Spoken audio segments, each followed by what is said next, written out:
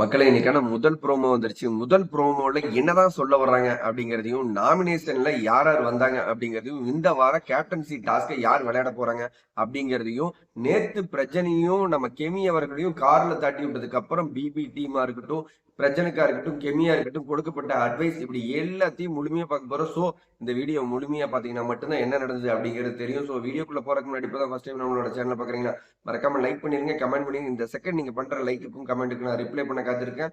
வாங்க வீடியோக்குள்ள போலாம்.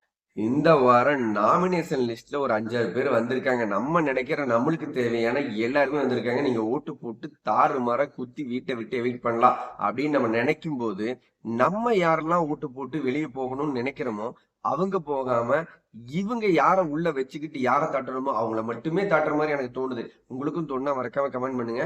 பிக் பாஸ் வீட்ல நேத்து கெமி அவர்கள் போகக்கூடிய ஆளா அப்படின்னு கேட்டீங்கன்னா அரோரா போயிருந்திருக்கலாம், ரம்யஜோ போயிருந்திருக்கலாம், பிரஜனே போயிருந்திருக்கலாங்க அப்படிங்கிறது நம்மளுடைய கருத்து. ஆனா இவங்க ஏன் கெமியை தூக்குனாங்க? கெமி எல்லாம் ஒரு ஸ்போர்ட்ஸ் பிளேயர் தான். ஒத்துக்கிற உள்ள வந்து அவங்க இருக்கிறாங்களா இல்லையா அப்படிங்கிற மாதிரி தெரியாத மாதிரி தான் இருந்தாங்க. இந்த இருக்கிறதுக்காக விஜய் பர்வதி மாதிரி கத்திக்கிட்டே இருந்தா மட்டும்தான் பிக் பாஸ் வீட்ல வச்சிருப்பீங்களா?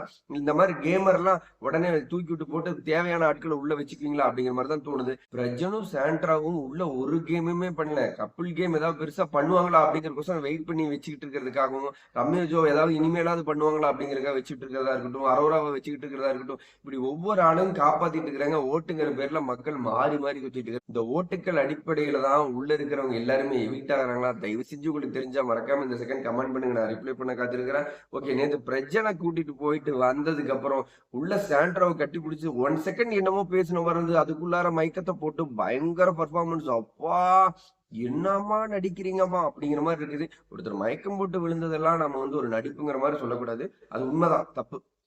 அது உண்மைதான், உண்மைதான். இல்ல அது உண்மைதான். அதனால உடனே டாக்டர் வர்றாங்க, அவங்க கிட்ட பேசுறாங்க, பிரஜன் கிட்ட பேசுறாங்க.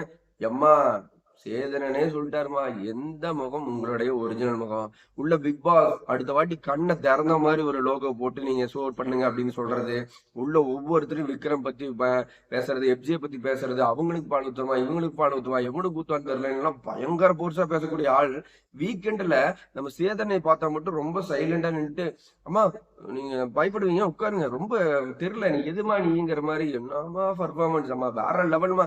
இது மட்டும் பிக் பாஸ் ஹவுஸ் நடிப்பு ஷோவா இருந்தா கம்பல்சரி பிரஜன் அவர்கள் பண்ணக்கூடிய ஆக்டிங்க்கும், சாண்ட்ரா அவர்கள் பண்றக்கூடிய ஆக்டிங்க்கும் வேற லெவல்ல அவார்டா வந்து குமிச்சு கொட்டிடலாம்.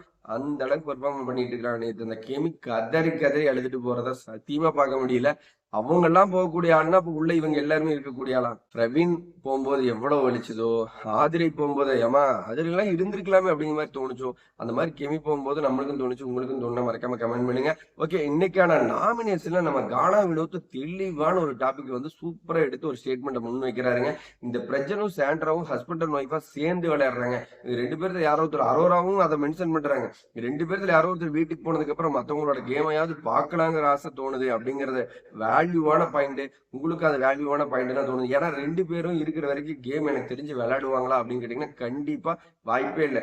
யாரோ ஒருத்தர் எவிக்ட் ஆனதுக்கு அப்புறம் நீ இருக்கிற ஒரு பார்ட்டிசிபேட் வேணா ஏதாவது ஒரு சம்பவங்கள் ஒரு பக்காவா ஏதாவது பண்ணுவாங்க. அதனால யார் பெட்டர் பிளேயரோ அவங்கள வச்சுக்கிட்டு யாரை சரியில்லையோ தயவு செஞ்சு எவிக்ட் பண்ணி விட்டுட்டு கேமை ரொம்ப சுவாரஸ்யமா கூட்டு போங்க. 50 நாளை தாண்டி போயிட்டு இருக்குது. உள்ள டாஸ்க ஹைலைட்டா கொடுங்க, கேமை சுவாரஸ்யம் பண்ணுங்க. ஓகே, இந்த வார கேப்டன்சி டாஸ்க்ல வந்து விக்ரம், கம்ருதீன், அப்புறம் நம்ம இந்த விக்கல்ஸ் டீம்ல இருந்தாங்கல்ல அவங்க எல்லாருமே, பிரஜனா இருக்கட்டும், சுபிக்ஷாவா இருக்கட்டும், இவங்க எல்லாருமே கேம்ல பார்ட்டிசிபேட் பண்ண போறாங்க. போன வார கேப்டனான எப்ஜேவும் இதுல பார்ட்டிசிபேட் பண்ண போறாரு.